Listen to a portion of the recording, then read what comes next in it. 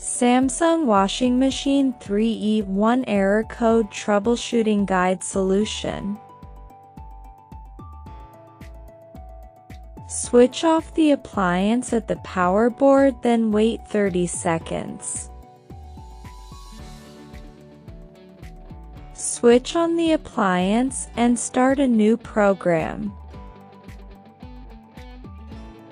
If shows this error again, remove top cover and back cover. Check 220 voltage motor connector. If the voltage coming, check motor winding resistance.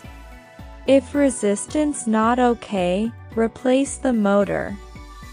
If voltage not coming on motor connector, change PCB and harness.